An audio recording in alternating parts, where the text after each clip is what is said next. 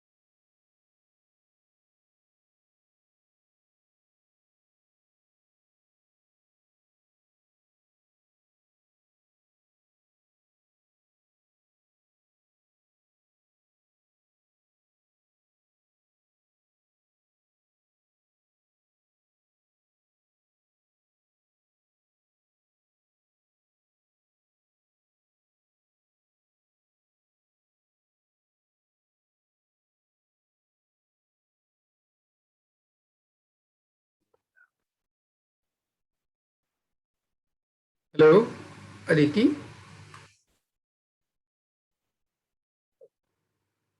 So last class से related कोई doubt?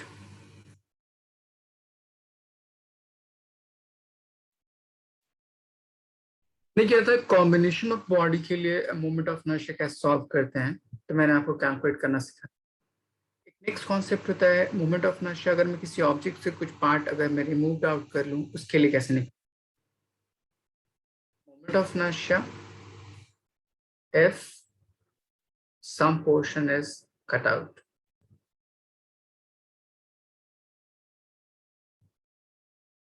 जिस तरह हमने सेंटर ऑफ मास में देखा था, सेम उस तरह से। तो इसके लिए याद रखिएगा, net moment of inertia is equals to I total minus I remove. And इसमें कंडीशन होती है कि both I total and I remove must be calculated from same axis. Calculated from same axis. जैसे इस पे बेस्ड एक question पूछा उन्होंने नीट 2016 में। उन्होंने कहा कि मान लीजिए मेरे पास कोई एक सर्कुलर डिस्क है कुछ इस तरह से। इस सर्कुलर डिस्क से एक छोटा सा डिस्क कट आउट करके निकाल लिया गया। सपोज कर लीजिए यहाँ से एक छोटा सा कोई डिस्क कट आउट करके निकाल लिया गया।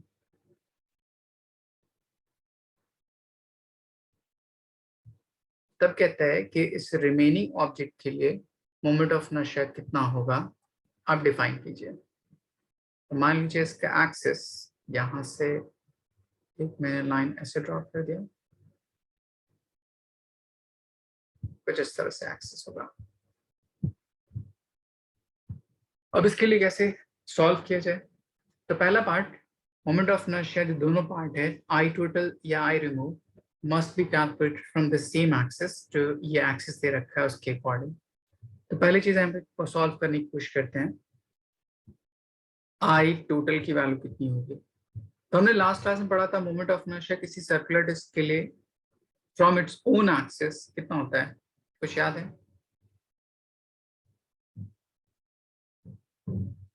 Aditi, moment of inertia of a circular disc.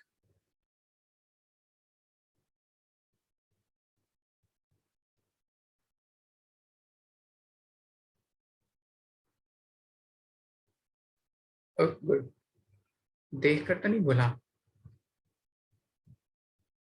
mr² divide by 2। और उसके बाद मुझे चेक करना है कि जो रिमूव पार्ट है ये डिस्क, इसका मोमेंट ऑफ इनर्शिया कितना होगा from this particular same axis. तो उसको देखिए सॉल्व कैसे करेंगे। मान लीजिए आपका जो डिस्क है वो कुछ ऐसा बिहेव करेगा, कट आउट करके निकाल लिया गया, मतलब वो इसके साथ कुछ ऐसा बिहेव करेगा।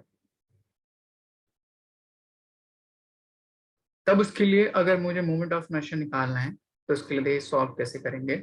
इसका पहले मुझे मास चाहिए। तो यहाँ पे देखिए उस टोटल डिस्क का रेडियस यहाँ से यहाँ तक आर होगा। तो ये जो डिस्क है जो कट आउट करके निकाल लिया गया, उसका डिस्टेंस यहाँ से यहाँ तक कितना हो जाएगा, r/2, यहाँ से यहाँ तक। अब उसके लिए मास भी चेंज कर जाएगा, तो हम ये अज्यूम करते हैं कि सिग्मा जो मास डेंसिटी है वो इंटायर डिस्क के लिए कांस्टेंट होगी। तो total mass by total area of larger disc is equals to mass of remove part divide by उस रिमूव पार्ट का रेडियस दैट इज r/2 उसका स्क्वायर। दोनों डेंसिटी आपस में इक्वल होगी, तो यहाँ से मास ऑफ रिमूव पार्ट उसकी वैल्यू आ जाएगी m/4।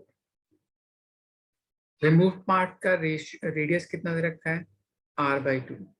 इन दोनों को यूज करके मैं इसका मोमेंट ऑफ इनर्शिया सॉल्व करूंगा फ्रॉम इट्स ओन एक्सेस। मान लीजिए इसका अपना एक्सेस यहाँ पे लाई करता होगा कुछ इस तरह। इस एक्सिस के अबाउट अगर आप मोमेंट ऑफ इनर्शिया निकालिएगा इस डिस्क के लिए, तो इसका मोमेंट ऑफ इनर्शिया हो जाएगा mr² / 2। बट मुझे निकालना है इस एक्सिस के अबाउट, तो ये दोनों एक्सिस आपस में कैसा दिख रहा है, ये रेड वन एंड ये ब्लू वन, ये रेड वन और ब्लू वन दोनों आपस में कैसा दिख रहा है, पैरेलल। ओके, तो यूजिंग पैरेलल एक्सिस थ्योरम मैं यहाँ पे मोमेंट ऑफ इनर्शिया कैलकुलेट कर सकता हूँ क्या? तो यहाँ पे अगर मुझे इस पार्ट के लिए कैलकुलेट करना हो तो मोमेंट ऑफ इनर्शिया का formula I removed part is equals to moment of inertia about center plus mass of removed part and the total distance between these two axes that is r उसका square. अब इन सब की values put कर दीजिए। IC की value इतनी है m removed उसका square divide by 2 plus m removed and r square, तो ये पूरी वैल्यू हो जाएगी 3/2। m रिमूव की वैल्यू कितनी है m/4, तो यहाँ पुट कर दीजिए m/4 एंड r की वैल्यू कितनी है r/2, तो इसका स्क्वायर हो जाएगा r² डिवाइड बाय 4। ये पूरी वैल्यू हो जाएगी 4 4 16 टू द 32 इतना पार्ट। तो आपको आई रिमूव भी फाइंड आउट हो गया, आई टोटल भी फाइंड आउट हो गया। अब उन दोनों टर्म को पुट कर देना इस फॉर्मूले में। Therefore I net after removing that particular segment is equals to I total of the body minus I remove. अब इन दोनों वैल्यूज को पुट कर दीजिए इस इक्वेशन में एंड सॉल्व कर लीजिए, देखिए आंसर कितना आता है। आई टोटल की वैल्यू आपके पास इतनी आई है और आई रिमूव की वैल्यू आपके पास इतनी आई है।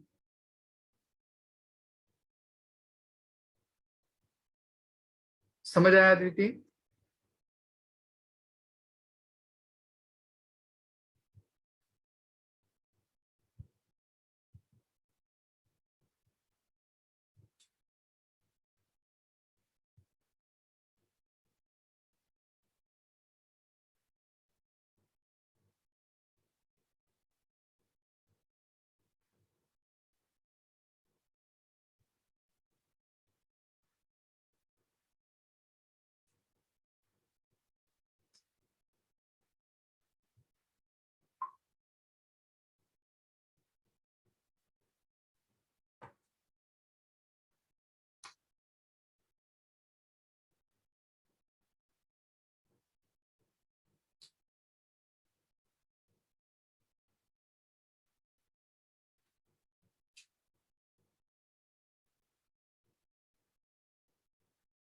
गुड।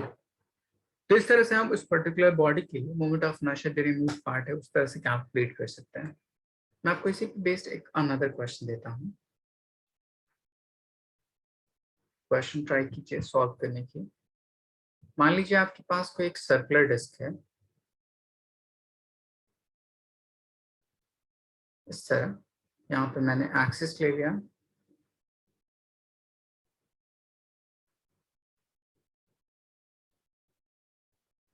इस पर्टिकुलर एक्सिस से एक छोटा सेगमेंट कट आउट करके निकाल लिया गया है।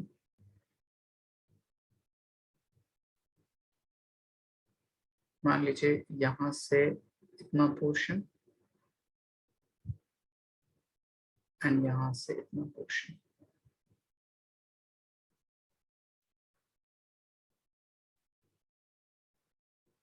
ये पार्ट पूरा कट आउट करके निकाल लिया गया है यहाँ से अंत तक पूरा। तब आपको एंगल गिवन होगा कि उसका एंगल कितना है वहां से वहां तक जो कट आउट करके निकाला गया है, ये पार्ट।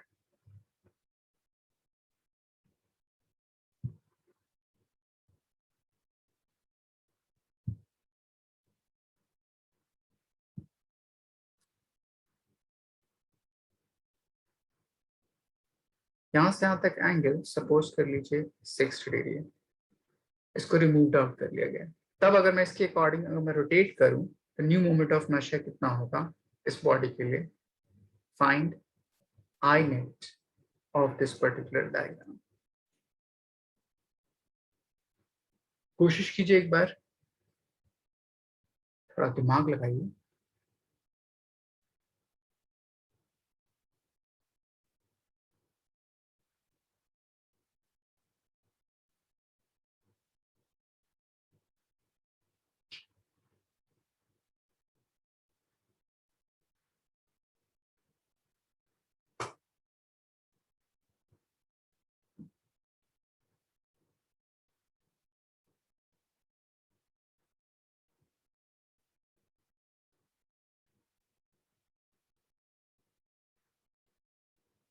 अदिति कुछ समझ आया क्वेश्चन कैसे सॉल्व करेंगे?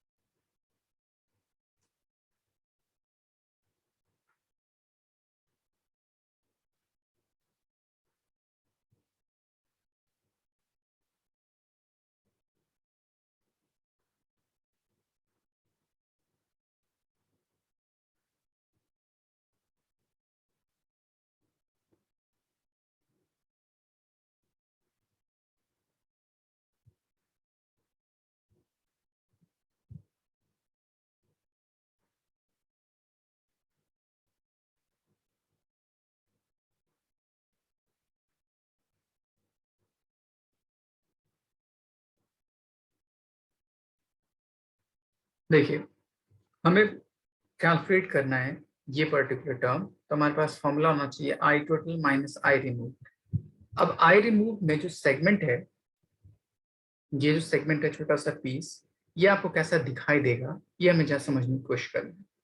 तो इसके लिए याद रखिए, यहाँ पे जो टोटल मोमेंट ऑफ इनर्शिया है वो इंटायर, अगर कंप्लीट सर्कल बना दूं तो 360 डिग्री पे डिस्ट्रीब्यूटेड होगा, हो सकता है उसका ये 60 डिग्री कंपोनेंट रिमूव आउट कर दिया गया। तो मैं यूनिटरी मेथड यहाँ अप्लाई कर सकता हूँ क्या? बोल सकता हूँ I total distributed over 360 degree, so I removed is distributed over 60 degree only। I total की वैल्यू पुट कर दीजिए, यहाँ से आई रिमूव का पार्ट आ जाएगा एंड देन फिर फॉर्मूला अप्लाई कर दीजिए, आंसर आ जाएगा।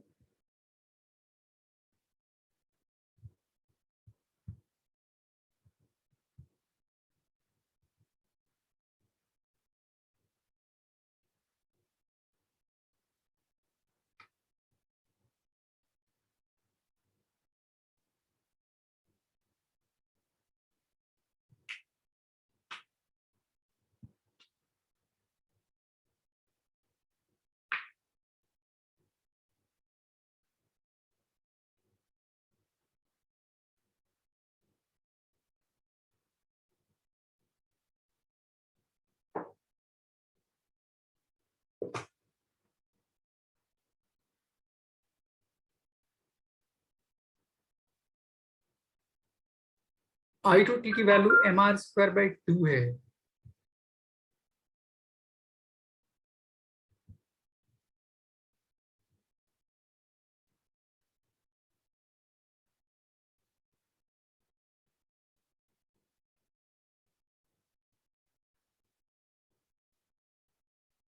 ऐसा होगा ना, तो ये 60 से 6 टाइम्स में, तो 6 to the 12 हो जाएगा ना।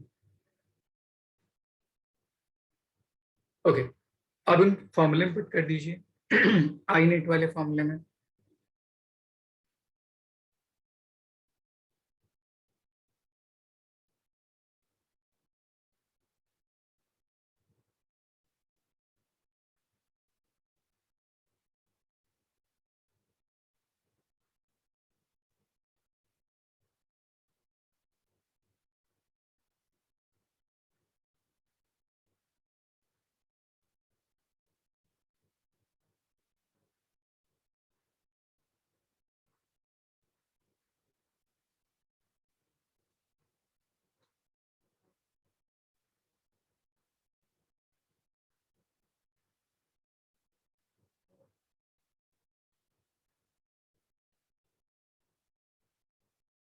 सही है।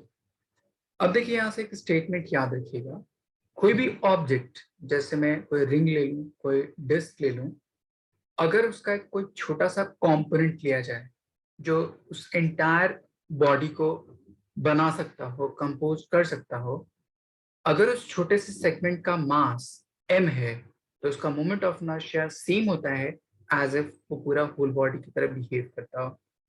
इसलिए यहाँ पे एक स्टेटमेंट याद रखिएगा, if mass of small segment of a geometrical figure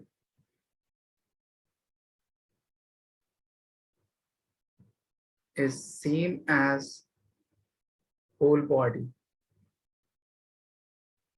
then its moment of inertia will be same as whole body। देखिए मैं इस चीज को इलेबोरेट करके मैं आपको समझाता हूँ कि इसका कहने का मतलब क्या है। जैसे मैं कहता है यहाँ पे कि इस पर्टिकुलर में एक छोटा सा डिस्क कट आउट करके निकाल लिया गया है उसके बेस पे, तो मैं यहाँ पे ले लेता कि एक सेगमेंट आपका कुछ ऐसा दिख रहा है, यहाँ से यहाँ तक ये पार्ट एक डिस्क का छोटा सा सेगमेंट है, कोई पीस ले लीजिए इस तरह, और इसका एक्सिस कुछ इस तरह से ले लीजिए। तो अगर आपसे बोलता है कि इसका मास m है तो इसका moment of inertia from the same axis वो इतना ही होगा जितना वो एज इफ कंप्लीट बॉडी होगी। बोलिएगा ऐसा क्यों? क्योंकि अगर पूरा इंटायर बॉडी अगर मैं बनाता तो इसके सेगमेंट के हिसाब से उसका मास क्या होता है, इंक्रीज करता था। या मैं बोलता कि अगर उस एंटायर बॉडी में से 60 डिग्री कंपोनेंट अगर मैं कैलकुलेट किया तो इसका मतलब होगा कि उस एंटायर मास को उसके उतने अमाउंट ऑफ एंगल में मैंने उसको कंपोनेंट वाइज ब्रेक कर दिया है। इसीलिए उसके कंपोनेंट में सिर्फ मास चेंज करता है उस एंगल के हिसाब से, एंड बाकी सारी चीजें रिमेन सेम होती हैं।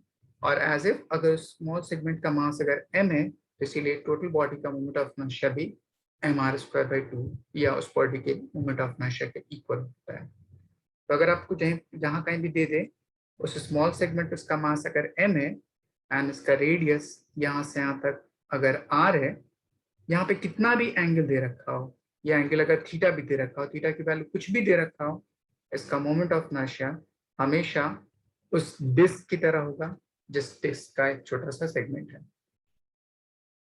ये समझ आया? ओके।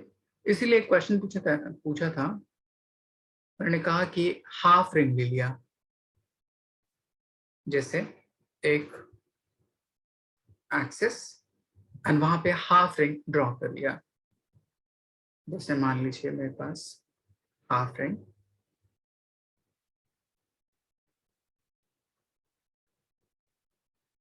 ये पार्ट,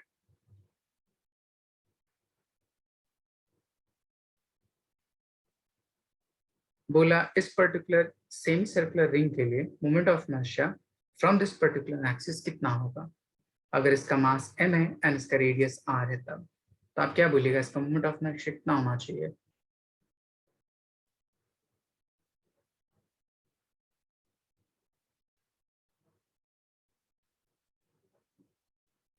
ये कोई रिंग है, सेमी सर्कुलर रिंग,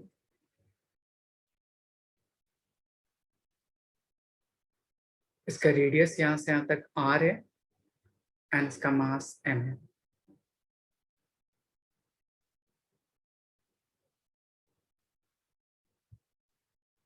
mr²/2 क्यों होगा? रिंग का मोमेंट ऑफ इनर्शिया कितना होता है? अगर ring as a whole complete body होती तो उसका moment of inertia simply mr² होता है। तो उसका हाफ करने की वजह से उसके मास को हाफ करते हैं। तो यहाँ पे हाफ सेगमेंट का ही मास m है, तो एज इफ वो किसकी तरह बिहेव करेगा, कंप्लीट बॉडी की मोमेंट ऑफ इनर्शिया की तरह। इसीलिए इसका moment of inertia exactly mr² के इक्वल होगा। अब समझ में आया?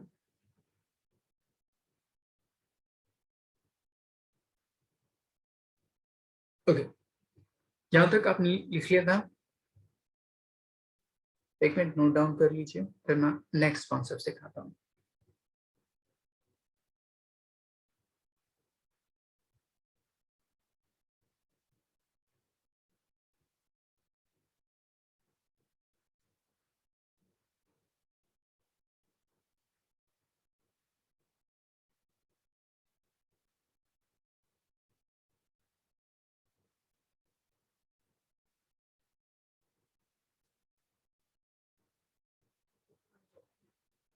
ओके, अब इसके बाद एक नेक्स्ट कॉन्सेप्ट कहते हैं कि अगर मैं किसी ऑब्जेक्ट को किसी थीटा एंगल पर रोटेट कर दूं, तब उसकी वजह से मोमेंट ऑफ इनर्शिया पे क्या फर्क पड़ता है।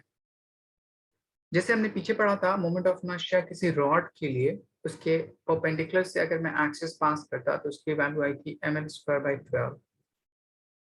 The moment of inertia for inclination of body. जैसे अगर मैं आपको बोलूं कि मेरे पास कोई एक रॉड ले लीजिए, यहां से यहां तक रॉड है इस तरह, एंड एक एक्सिस ऑफ रोटेशन ले लीजिए इस तरह से, तब इसके लिए मोमेंट ऑफ इनर्शिया कितना होगा वो कैलकुलेट करके बताइए। ये रॉड यहाँ से यहाँ तक which is inclined at some angle theta with this particular axis। तो इसका मतलब ये एक्चुअली में जो रॉड होगा रोटेट करता होगा तो कुछ इस तरह से रोटेट करता होगा,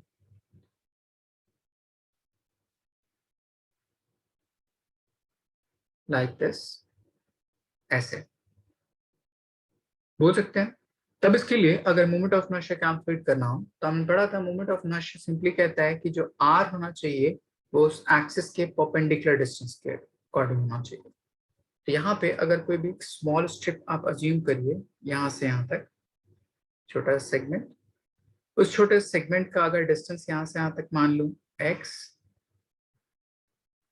तब ये जो परपेंडिकुलर डिस्टेंस होगा फ्रॉम दिस पर्टिकुलर एक्सिस यहाँ से यहाँ तक, ये अगर थीटा है, ये अगर हाइपोटेनस है, सामने वाला डिस्टेंस जो r होगा वो हो जाएगा x टाइम्स साइन थीटा।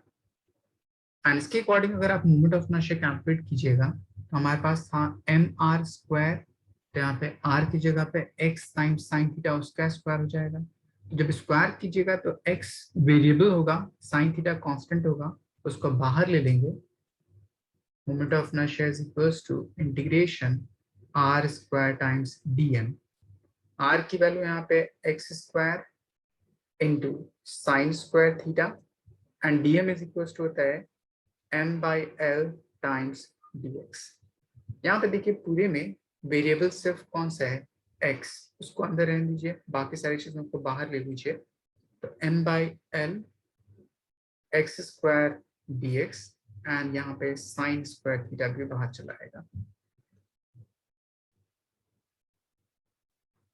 तो आ जाएगा sign square theta integration x² dx, कहाँ से कहाँ तक, फ्रॉम -l/2 से लेकर +l/2 तक।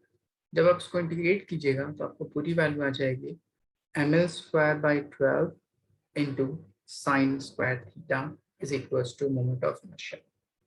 तो यह इसका ये मतलब हुआ कि अगर मैं किसी पर्टिकुलर बॉडी को किसी थीटा एंगल पर रोटेट करूं तो इसका मतलब होगा कि जो मोमेंट ऑफ इनर्शिया होगा वो sine square times theta change कर जाता है। और हमने पीछे जो पढ़ा था उसका मतलब ये था कि एज इफ वो जो रॉड है वो उस एक्सिस के परपेंडिकुलरली प्लेस्ड था।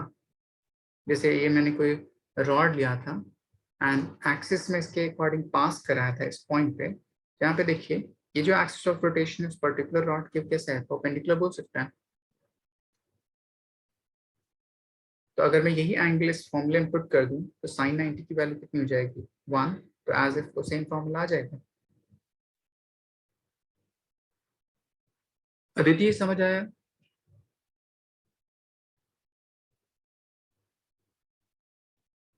यहाँ तक कोई डाउट? ओके, यहाँ तक पहले लिख लीजिए। ये आपका टोटल मोमेंट ऑफ इनर्शिया अलग अलग सेगमेंट के लिए हमने कैलकुलेट करना सीख लिया।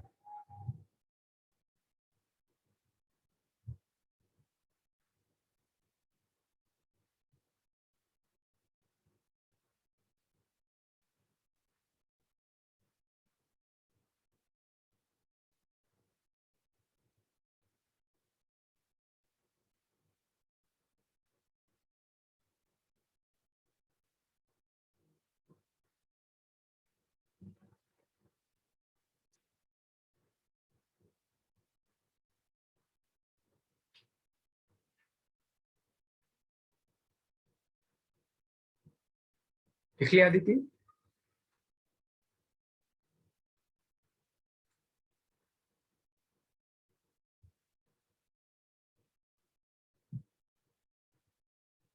हम्म। अगर उसको इतना टिल्ट कर दिया जाए उस एंगल पे तब।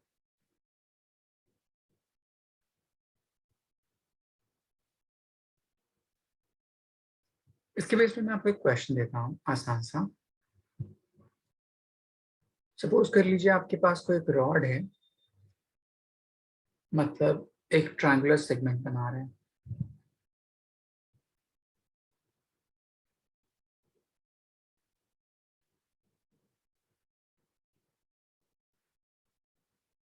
एक इक्विलेटरल ट्रायंगल है इस तरह। इस ट्रायंगल के लिए आपको एक्सिस ऑफ रोटेशन दे रखा है कुछ इस तरह से। आपसे पूछे moment of inertia of this particular segment from this axis कितना होगा अगर इसको रोटेट कराया गया कुछ इस तरह से। हर रॉड का मास m है एंड उसकी लेंथ l है, मतलब यहां से यहां तक लेंथ इस रॉड की l है एंड ईच रॉड का मास कितना है m। तो बताइए moment of inertia from this axis कितना होगा।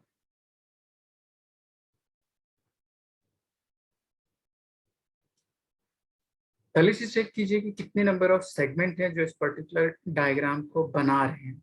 उन हर सेगमेंट का moment of inertia from the same axis calculate करने की कोशिश कीजिए एंड देखिए आपका जो रिलेशन है कितना आता है, सब कुछ सम कर लीजिए। यहाँ आपको दो सेगमेंट दिख रहा है, कौन कौन सा? एक ट्राइंगल है, उसमें कितने साइड्स होते हैं?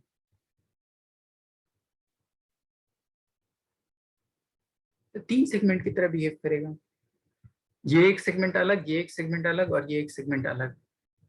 अगर आप एक तीनों सेगमेंट को देखिएगा और उस एक्सिस को देखिएगा तो ये दोनों सेगमेंट आइडेंटिकल हैं। तो आप एक के लिए कैलकुलेट कीजिए, टू से मल्टीप्लाई कर दीजिए, वो सेम बिहेव करेगा।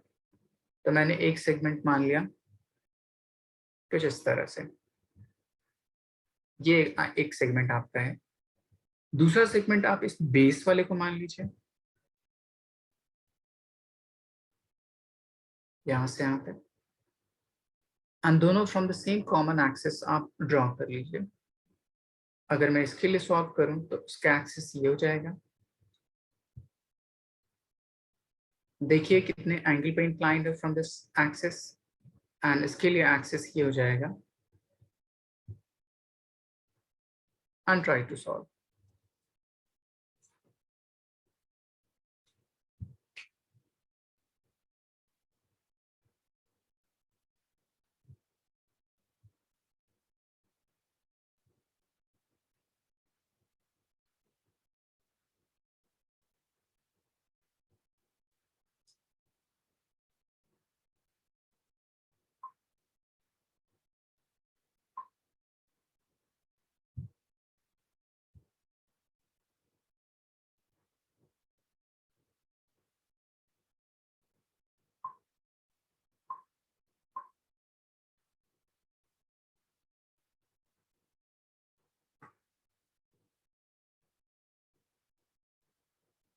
पहले देखिए कि जो एक्सिस है वो रॉड की कहाँ से पास कर रहा है।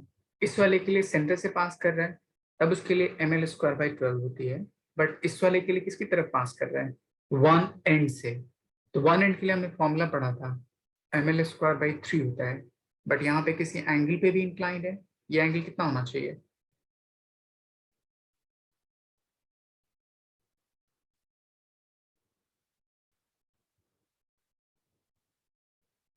अदिति ये एंगल कितना होना चाहिए? गुड,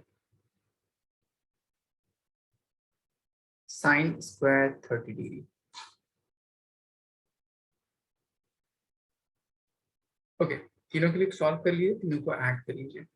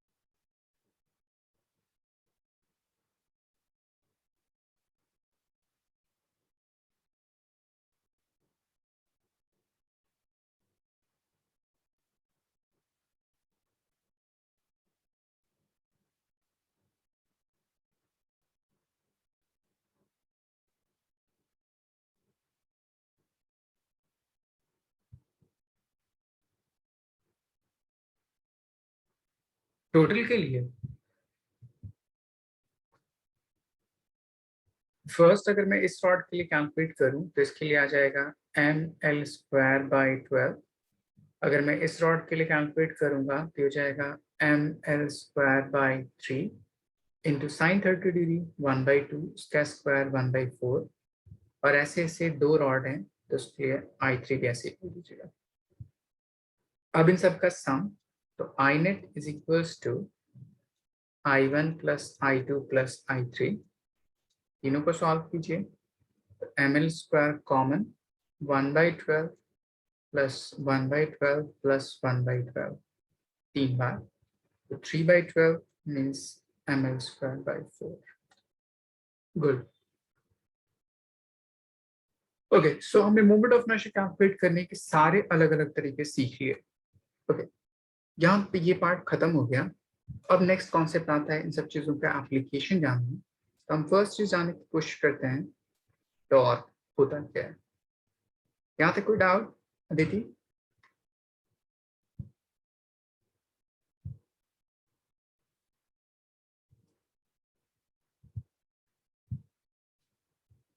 टॉर्क सिंपली डिफाइन कैसे करते हैं? मान लीजिए आपके पास कोई एक्सिस ले लीजिए, इस तरह कोई भी एक पॉइंट ऑब्जेक्ट ले लीजिए जिसके ऊपर कोई फोर्स एक्ट करता हो। यहां से सपोज कर लीजिए इस पर्टिकुलर लाइन के लो, मान लीजिए किसी पॉइंट पे यहाँ पे कोई ऑब्जेक्ट है, उसका मास m एंड उस पे कुछ इस डायरेक्शन में एक फोर्स एक्ट कर रही है, suppose F which is inclined at theta with this particular radial direction। अब इस पर्टिकुलर फोर्स के दो कंपोनेंट हो सकते हैं उस पर्टिकुलर पॉइंट पे जो एक्ट कर रही है। तो एक कंपोनेंट हो जाएगा इस डायरेक्शन में, एक कंपोनेंट हो जाएगा इस डायरेक्शन में। तो इसको बोल सकता हूँ थीटा के एडजेसेंट है तो ये हो जाएगा कॉस कंपोनेंट एंड थीटा के परपेंडिकुलर है तो इसको बोल सकता हूँ साइन कंपोनेंट। मैंने ये माना है कि जो ऑब्जेक्ट है या ये जो रॉड है वो इस एक्सिस से फिक्स्ड स्टेट में है, मतलब वो आगे की तरफ स्लाइड नहीं कर सकता। तब वो क्या होगा, इस पर्टिकुलर फोर्स, दो फोर्सेस अप्लाई हो रहे हैं इस पर्टिकुलर पॉइंट ऑब्जेक्ट पे, तो ये जो फोर्स है उसको आगे की तरफ एक्सटेंड नहीं कर सकता, बट ये जो कंपोनेंट ऑफ फोर्स है वो उसके परपेंडिकुलर टर्न करा सकता है। तब उस टर्न कराने के बिहाफ पे ये जो बॉडी होगी वो कुछ इस डायरेक्शन में टर्न करना शुरू कर सकती है, ऐसे अबाउट दिस गिवन एक्सिस बोल सकते हैं यहाँ पर।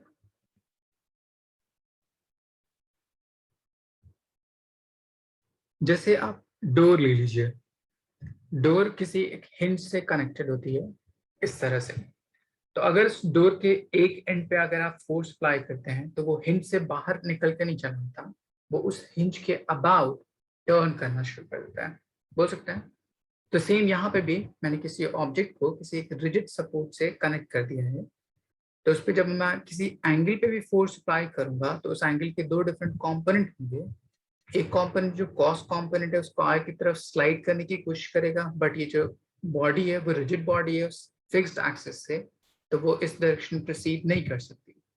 तो ये जो कंपोनेंट ऑफ फोर्स है वो उस बॉडी को around this given axis turning effect cause कर सकती है, and this effect of turning effect by this particular force is called torque.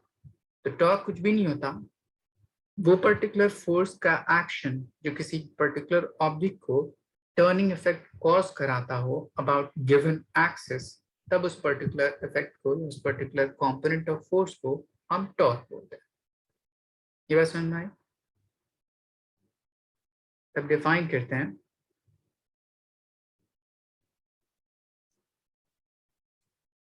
The action of force which causes turning effect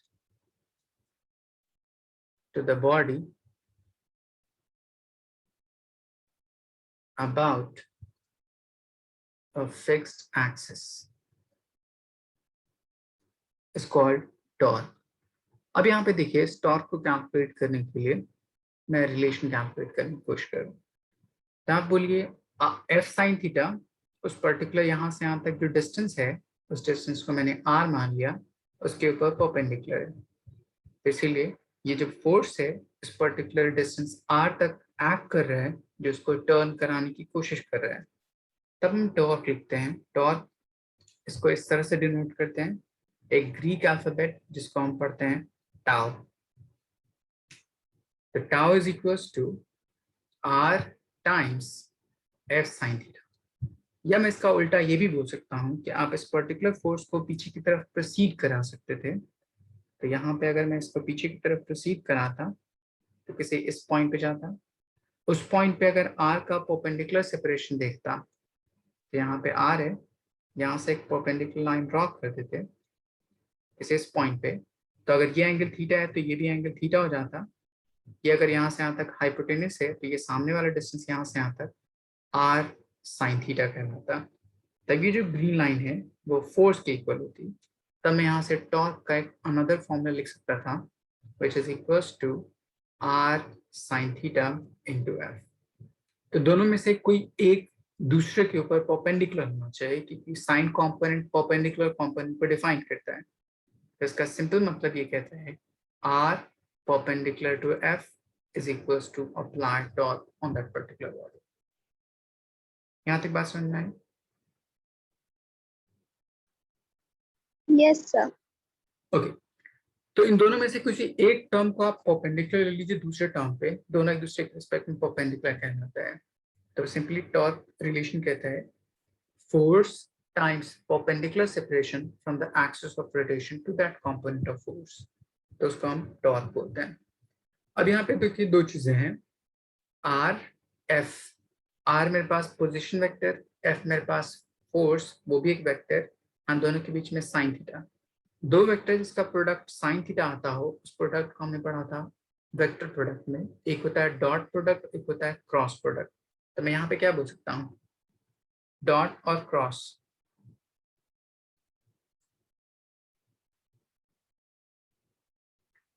okay, तो इसको लिख सकते हैं r cross f is equals to applied torque. अब देखिए यहाँ पे अगर मैं इसकी यूनिट डिफाइन करूं, आर मेरे पास डिस्टेंस, उसकी यूनिट मीटर, एंड फोर्स मेरे पास न्यूटन, उसकी यूनिट, दोनों कंबाइन कीजिएगा तो इसके ऐसा यूनिट न्यूटन मीटर। इसको जूल नहीं बोलते, जूल एनर्जी की यूनिट होती है जो स्केलर फॉर्म को डिफाइन करता है, बट यहाँ पे वेक्टर फॉर्म को डिफाइन करता है, इसलिए हम न्यूटन मीटर जूल के इक्वल होता है, बट हम जूल नहीं बोलते। आई बात समझ? ओके, पहले इसको यहाँ तक नोट डाउन कर लीजिए, फिर मैं इसके कैलकुलेशन सिखाता हूँ आगे।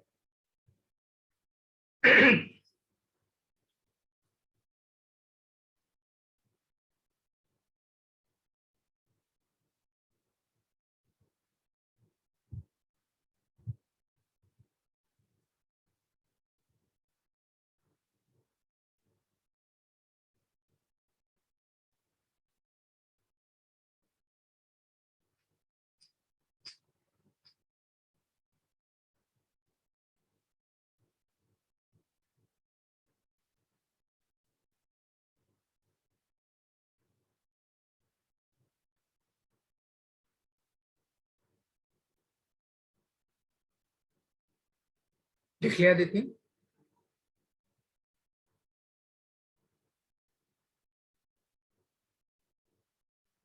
ओके, अब देखिए इसके बेस पे मैं आपको एक क्वेश्चन बताऊँ आसान सा। सपोज कर लीजिए आपके पास कोई गिवन एक्सिस है, उससे कोई एक रॉड कनेक्टेड है।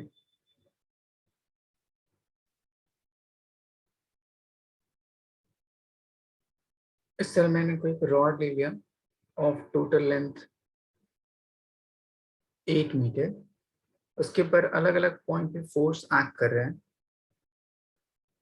एक फोर्स एक्ट कर रहा है at distance of 2 meter from this axis यहाँ पे, एक फोर्स एक्ट कर रहा है एट डिस्टेंस ऑफ 6 मीटर यहाँ पे, और एक फोर्स एक्ट कर रहा है एट डिस्टेंस दिस एंड यहाँ पे।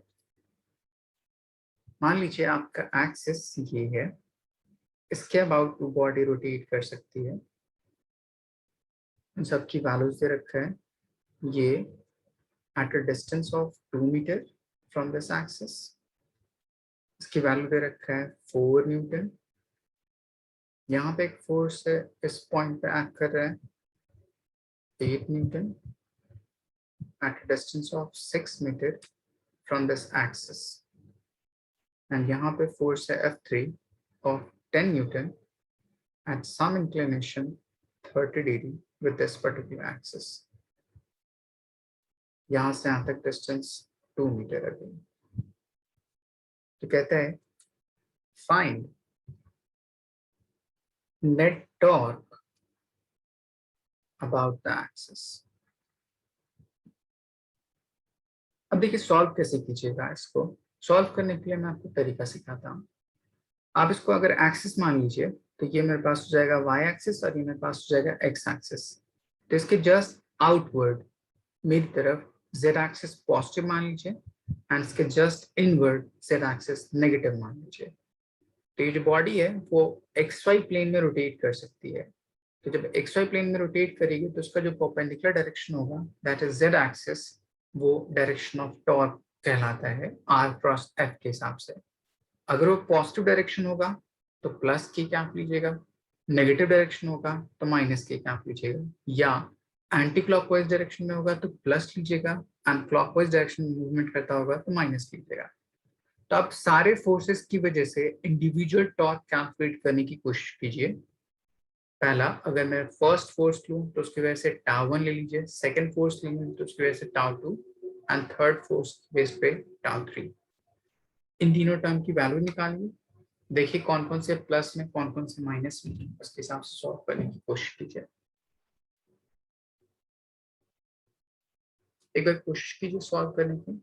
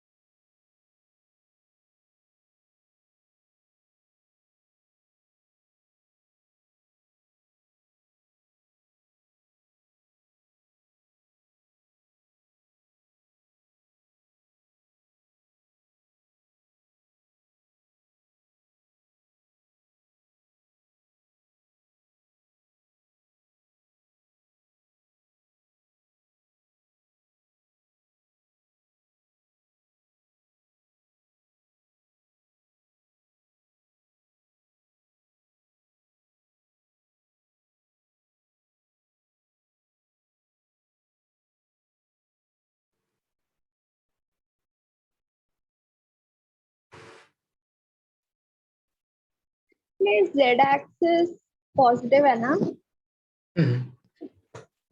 आउटवर्ड z एक्सिस पॉजिटिव, मतलब अगर एंटी क्लॉकवाइज मूव करेगा तो उसको प्लस के कैप लीजिएगा, अगर क्लॉकवाइज मूव करेगा तो उसको माइनस के। ओके, ये सारी चीजें आपने सुन लिया था, मैंने डिस्क्राइब किया था वो सारी यस चीजें। सर। दोनों केसेस का निकालना, मतलब क्लॉकवाइज और एंटी क्लॉकवाइज की कोई एक assume कर।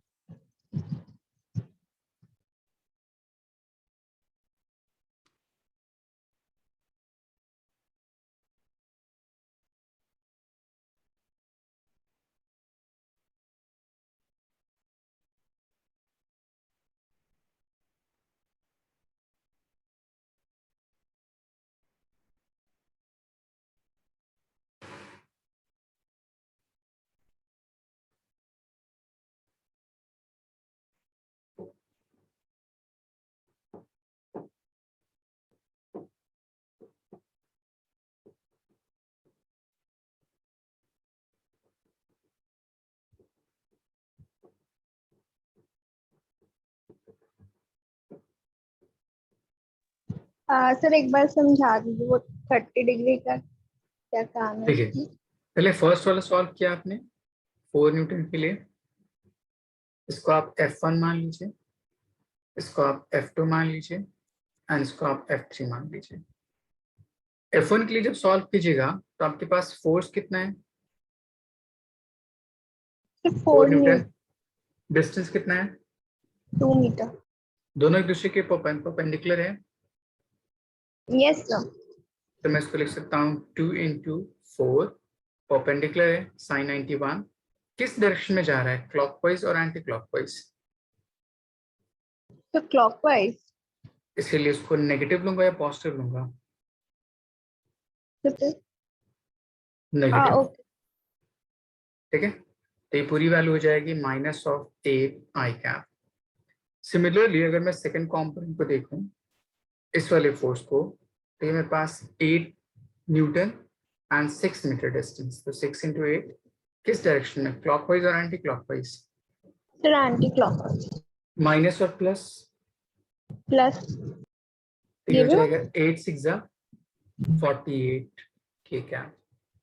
थर्ड वाला टर्म चूंकि किसी एंगल पे इंक्लाइंड है तो इसके दो कंपोनेंट ब्रेक कर लीजिए, तो एक मेरे पास हो जाएगा वर्टिकल कंपोनेंट एंड एक मेरे पास हो जाएगा हॉरिजॉन्टल कंपोनेंट, कुछ इस तरह से।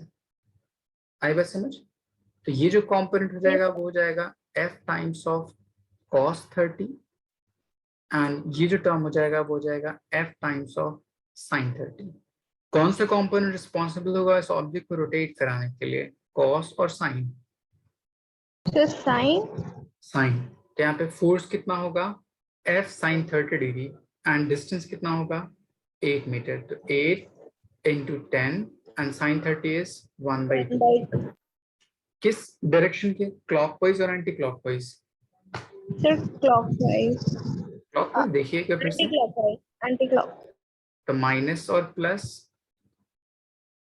प्लस।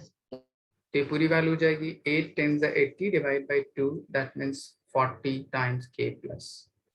अब अगर मुझे नेट टॉर्क कैलकुलेट करना हो तो सबको सम कर दीजिए, क्योंकि सबका जो डायरेक्शन है वो सेम डायरेक्शन हो गया k कैप के अलावा, तो सबको सम कर दीजिए। ये हो जाएगा -8, ये +48 एंड ये +40, टोटल वैल्यू कितनी आ जाएगी, +80 k कैप। मतलब in general total body anti clockwise direction क्या करेगी, रोटेट करेगी with this much amount of torque. समझ आया? Yes sir. ओके, इसको नोट डाउन कर लीजिए, मैं एक अनदर कंसेप्ट सिखाता हूँ उसके।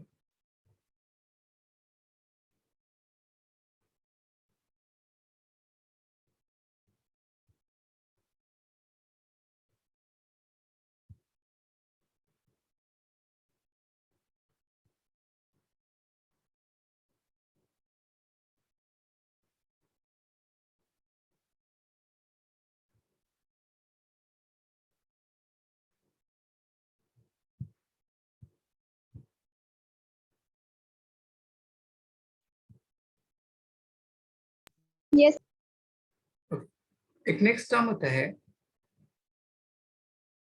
Relation between torque end moment of inertia. देखिए इसको कैसे डिफाइन करते हैं। सपोज कर लीजिए मेरे पास में एक सिस्टम है जिसमें n number of point particle है एंड हर पार्टिकल के ऊपर जो फोर्स एक्ट कर रहे हैं उसके डिस्टेंस के परपेंडिकुलर है। तो अगर मैं sum of all torque calculate करूं, नेट टॉर्क, तो मैं बोल सकता हूं sum of all individual torque acting on each body. अगर आप sum of individual torque calculate कीजिएगा तो टॉर्क इज इक्वल टू होता है r इंटू एफ, तो हो जाएगा समेशन r टाइम्स f। अगर आप इस फोर्स को ब्रेक कीजिए तो हो जाएगा summation r i, force is equal to होता है मास टाइम्स एक्सेलरेशन, तो mass of individual body and acceleration of each individual body. हमने पढ़ा था सर्कुलर मोशन के डायनामिक में आप इस एक्सेलरेशन को रोटेशनल टर्म में कन्वर्ट कर सकते हैं, जिससे इनिशियल वेलोसिटी u होती है, फाइनल वेलोसिटी v होती है एंड एक्सेलरेशन a होता है। तो इसके जस्ट कंटेम्पररी मतलब in opposite sense rotational term में इनिशियल वेलोसिटी के लिए ओमेगा नॉट होता है, फाइनल वेलोसिटी के लिए ओमेगा होता है एंड इसके लिए अल्फा होता है। फिर दोनों के बीच में रिलेट करने के लिए एक रिलेशन होता है u is equals to this into this is equals to this.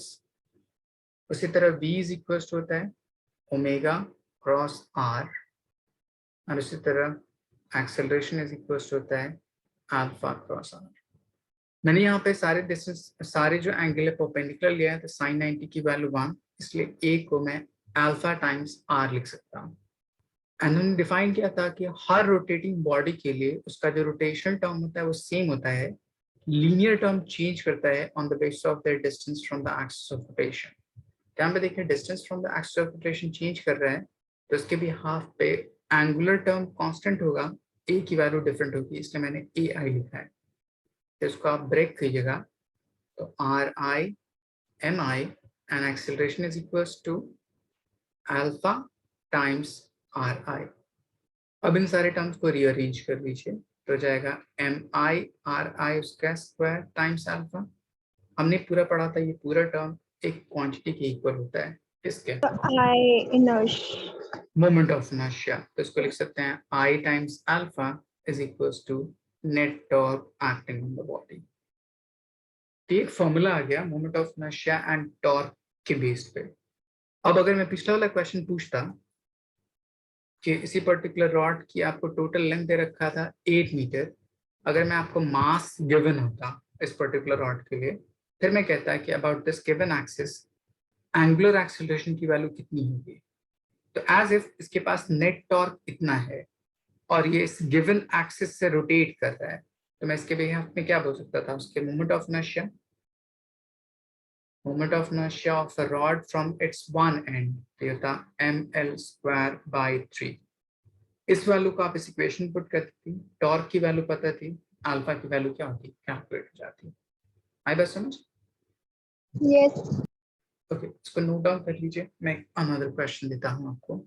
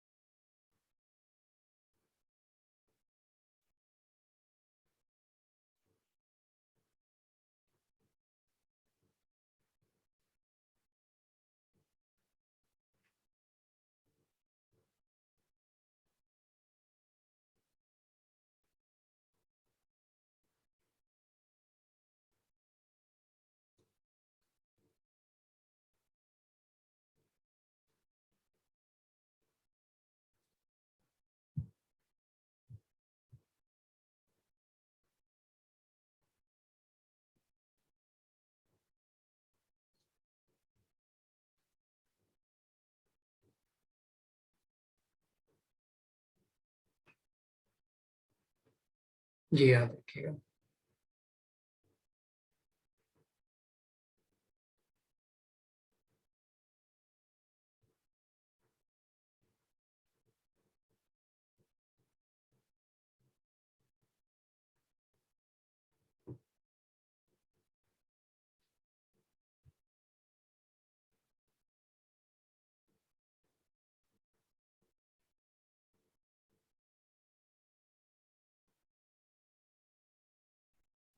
Yes, sir. Question था अभी 2017 में जेई में मैंने क्वेश्चन पूछा। मैंने कहा कि आपके पास कोई रॉड है, सपोज कर लीजिए कुछ इस तरह से।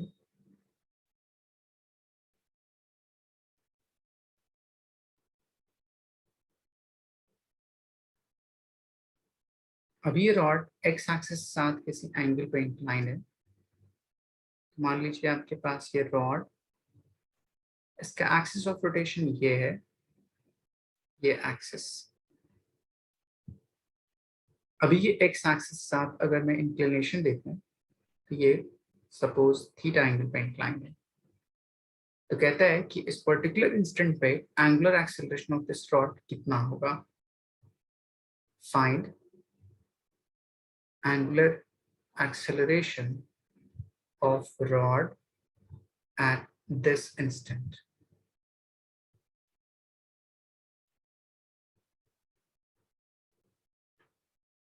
आप ये बोलिएगा यहाँ पे ये थीटा जो एंगल है उस पर्टिकुलर रॉड के लिए, वो उसके मोमेंट ऑफ इनर्शिया जो अफेक्ट कर रहा था उस पे अफेक्टेड यहाँ पे थीटा पे नहीं होगा।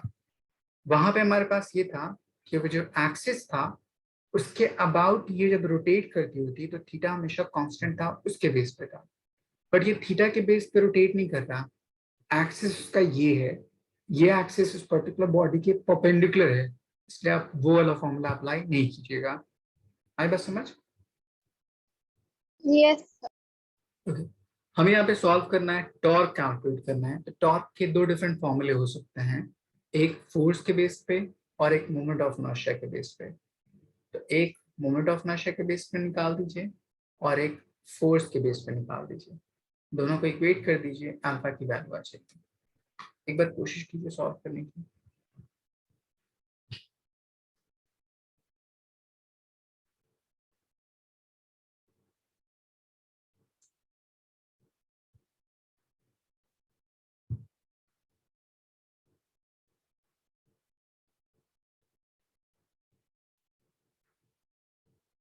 फिर R और F की वैल्यू कितनी है?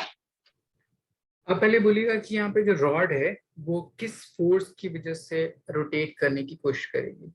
आप बोलिएगा यहाँ पे इसके सेंटर ऑफ मास पे उसका टोटल वेट होगा, हम उसको डाउनवर्ड डायरेक्शन में ग्रेविटी क्या करती होगी, पुल करती होगी बाय दिस फोर्स mg, बोल सकते हैं।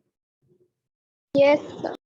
अब उस mg के दो कंपोनेंट ब्रेक कर दीजिए, एक अलोंग दिस पाथ एंड एक अलोंग दिस पाथ। तो अगर ये थीटा है तो ये भी एंगल थीटा हो जाएगा। तो इसके लिए ये कंपोनेंट हो जाएगा m times of g cos theta and ये कंपोनेंट हो जाएगा m times g sin theta. कौन सा फोर्स रिस्पॉन्सिबल होगा उस बॉडी को रोटेट कराने के लिए? फिर cos theta. Good. And cos theta जो उस पर्टिकुलर रॉड के परपेंडिकुलर है तो उसका डिस्टेंस फ्रॉम द एक्सिस यहाँ से यहाँ पे कितना होगा? फिर R by total length of rod L है तो उसके R बिहाफ by पे। L by 2. गुड।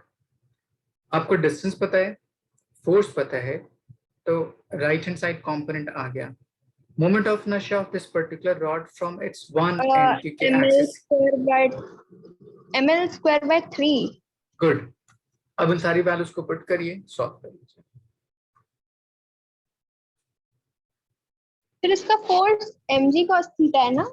कि फोर्स जो परपेंडिकुलर है उस पर्टिकुलर डिस्टेंस पे वो mg cos थीटा है।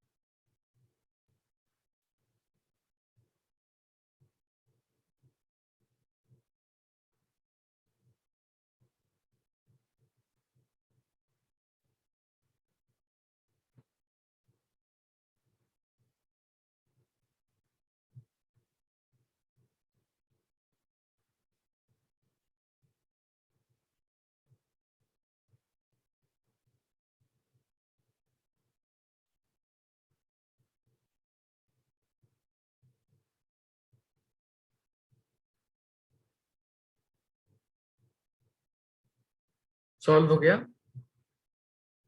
सर ये r क्रॉस f में ये mgl cos theta by 2 plus k cap आएगा? नहीं, मैंने अभी डायरेक्शन नहीं पूछा कि किस डायरेक्शन में, बाद में डायरेक्शन कैलकुलेट कर लीजिएगा, पहले इन सारे टर्म्स की वैल्यूज पुट कर लीजिए। ओके।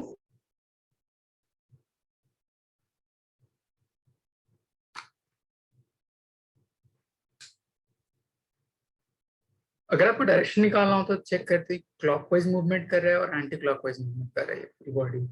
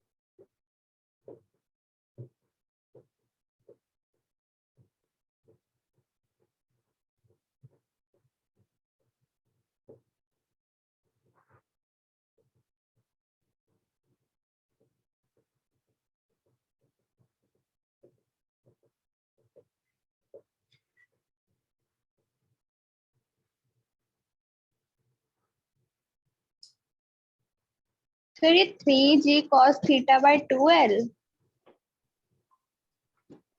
एक मिनट देखता हूँ, आई की वैल्यू आपने पुट किया होगा m times l square by 12। By 3 3 अच्छा, तो बाय 3। साइड से ओके, जस्ट 1 मिनट, ये बाय 3 होना चाहिए। Alpha r is equal to मेरे पास है l by 2 times force which is equal to mg cos theta. m and m cancel out, तो alpha is equal to 3 by 2 times g divide by l into cos theta. कितना ही answer?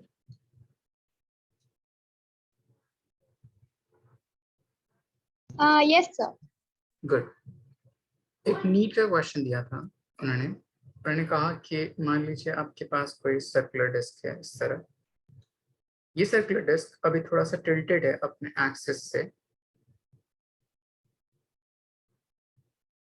मान लीजिए इसका जो axis है वो किसी इस पॉइंट पे है, अभी ऐसे। तो अगर ये स्विंग करे अबाउट दिस गिवन एक्सिस, तो स्विंग करने के बाद ये कुछ इस तरह से मूवमेंट हो जाएगी, इस तरह यहाँ से।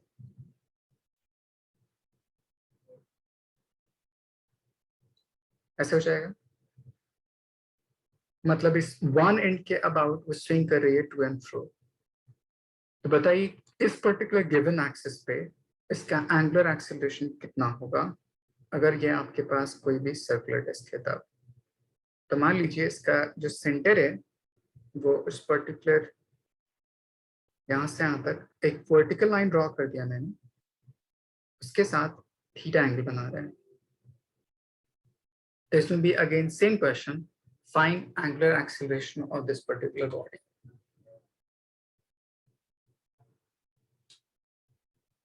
एक बार कोशिश कीजिए सॉल्व करने की, देखिए इतना आता है आंसर।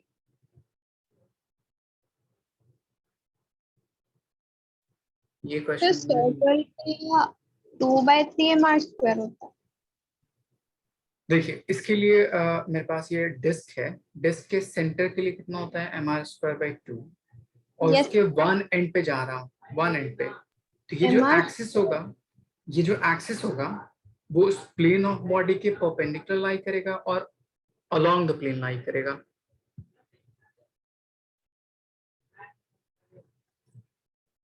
सर एक और बार बोल दी। वो जो एक्सिस मैंने लिया है वो एक्सिस उस प्लेन ऑफ बॉडी के परपेंडिकुलर लाई करेगा या उसके अलोंग लाई करेगा,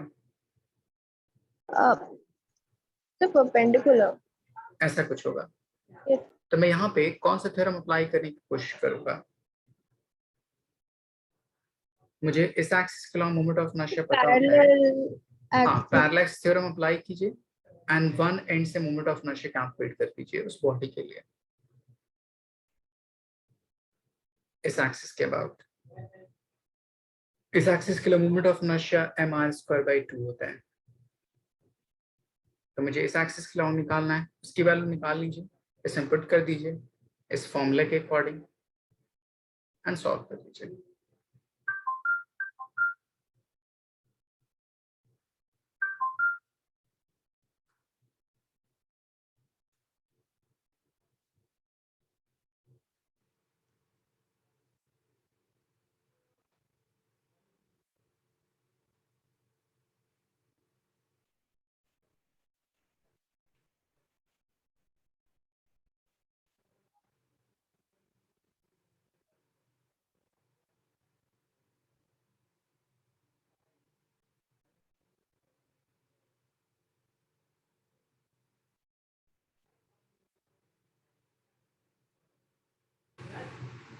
सर ये 3mr²/2 होगा।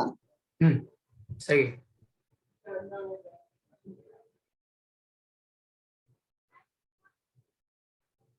फोर्स का कंपोनेंट निकाल लीजिए जो उसको रोटेट करने के लिए रिस्पॉन्सिबल है।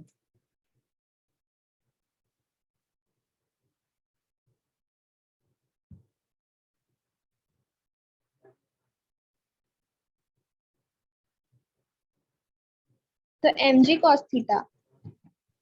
कॉस थीटा आ रहा है, साइन थीटा आएगा। तो परपेंडिकुलर वाला तो ऊपर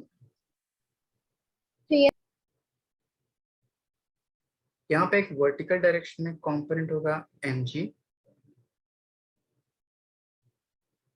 ये जो थीटा है तो ये भी थीटा होगा, तो ये हो जाएगा mg cos थीटा, और ये जो कंपोनेंट जो नीचे की तरफ जा रहा है mg sin थीटा। कौन सा फोर्स रिस्पॉन्सिबल है उस बॉडी को टर्न कराने के लिए? फिर mg sin theta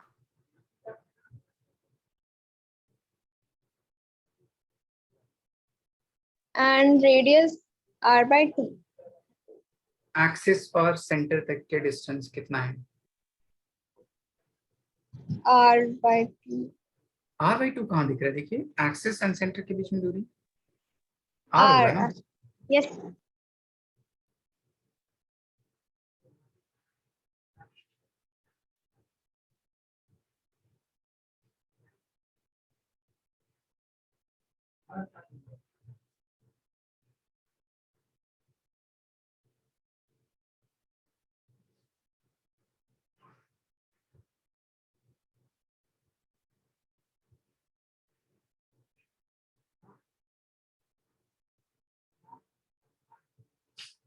sir 2g sin θ/3r।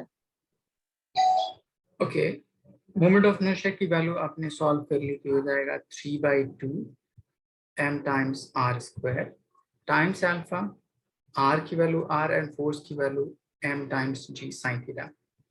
mm cancel out, r cancel out, तो alpha is equals to 2/3 times g by r into sin theta. ऐसा ही है। Yes sir. ओके, तो इसी तरह से हमने हर अलग अलग बॉडी के लिए अगर कोई एक्सिस गिवन हो तो उसके अकॉर्डिंग मैं मोमेंट ऑफ इनर्शिया या एंगुलर एक्सीलरेशन फाइंड आउट कर सकता हूँ। यहाँ तक कोई डाउट? No sir. इसी पर्टिकुलर टॉर्क पे एक लास्ट कॉन्सेप्ट होता है कि अगर आपको पोजीशन वेक्टर गिवन हो तो उसके अकॉर्डिंग टॉर्क कैसे कैलकुलेट करते हैं। Torque in terms of position vector.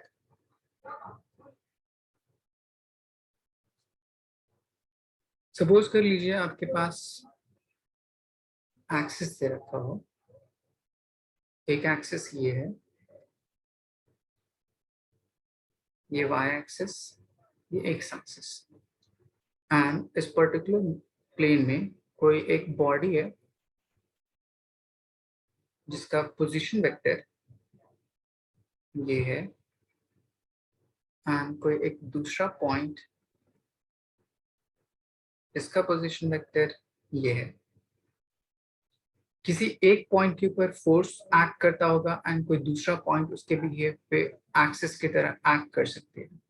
तब देखिए उन दोनों के बीच में मैं सॉल्व कैसे करूं इन रिलेशंस को। तो आप मान लीजिए दोनों के बीच का परपेंडिकुलर सेपरेशन या सेपरेशन यहाँ से यहाँ तक पोजीशन वेक्टर के टर्म में। अगर आपके पास फोर्स एक्ट करता होगा इस ब्लू वाले प्लेन पे, तो ये जो बॉडी होगी वो रोटेट करेगी कुछ इस एक्सिस के अकॉर्डिंग।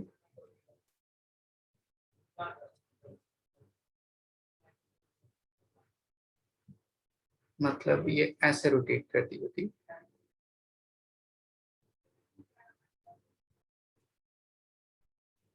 ऐसे। अगर फोर्स इस पॉइंट पे एक्ट करता होता तो दूसरा वाला पॉइंट वो एक्सिस की तरह बिहेव करता होता, तो उसके लिए एक्सिस हम कुछ ऐसे बिहेव करते हैं,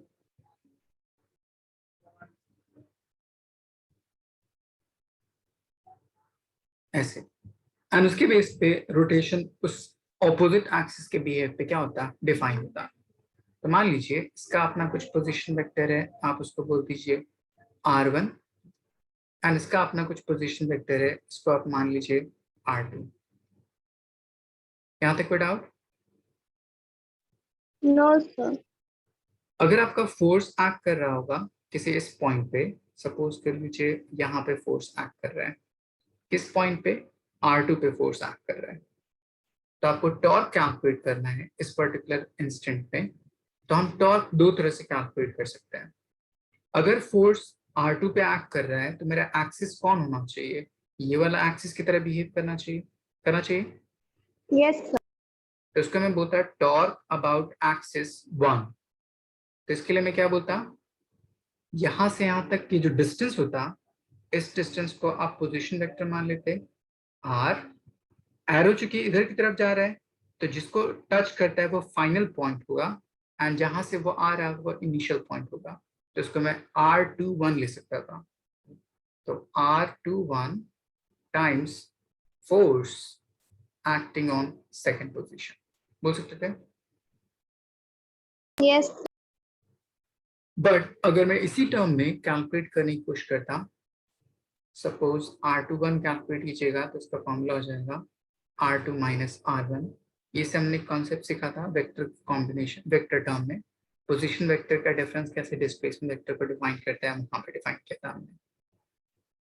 अब अगर इसी में अगर आपसे क्वेश्चन पूछता कि आप टॉर्क कैलकुलेट कीजिए अबाउट 2, मतलब इस पर्टिकुलर एक्सिस पे, तब ये देखिए फोर्स जो है वो उसी एक्सिस के ऊपर एक्ट कर रहा है, तो उसका तो कोई परपेंडिकुलर डिस्टेंस नहीं होगा, बोल सकते हैं इस कंडीशन में। जैसे अगर आपका जो डोर है उसका एक्सिस, ये मान लीजिए डोर का एक्सिस ले लीजिए ये, एंड उसका हिंज इस पॉइंट पे ही कनेक्टेड है। अगर मैं फोर्स इस पॉइंट पे अप्लाई करूं तो क्या इस पर्टिकुलर बॉडी में रोटेशन होगा या नहीं होगा, अदिति? फिर रोटेशन। जैसे आपने डोर लिया इस तरह, दिख रहा है ये डोर का एक्सिस है, यस। ये डोर मान लीजिए। अगर आपने फोर्स यहाँ पे अप्लाई किया जस्ट इस इंस्टेंट पे, तो क्या नो इसके सर। रोटेट कराने के लिए केपेबल नहीं। तो आप बोलिएगा अगर मैं अबाउट 2 टॉर्क कैलकुलेट करूं तो उसकी वैल्यू कितनी हो जाएगी, 0। बोले क्यों, क्योंकि position vector at this particular instant 0 होगा, क्योंकि फोर्स उसी पर्टिकुलर एक्सिस पे एक्ट कर रही होती है। इसलिए as force is acting on same point of axis of rotation, इसीलिए उसका परपेंडिकुलर डिस्टेंस 0 हो जाएगा, इसलिए टॉर्क की वैल्यू कितनी हो जाएगी, 0। तो पोजीशन वेक्टर के टर्म में आप टॉर्क कैलकुलेट करने में ये ध्यान रखिएगा कि आप टॉर्क किस एक्सिस के अबाउट कैलकुलेट करना है और फोर्स कहाँ पे एक्ट कर रही है। आई बस समझ? यस। यहाँ तक कोई डाउट? नो। ओके, इसको लिख लीजिए।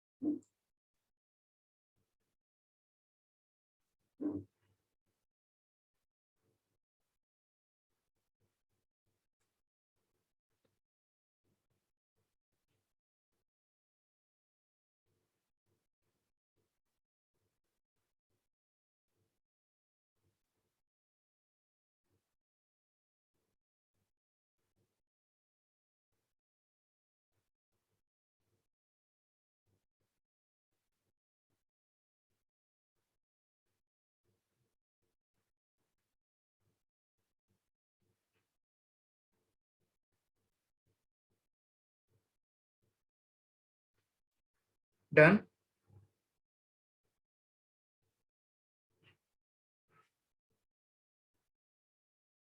यस।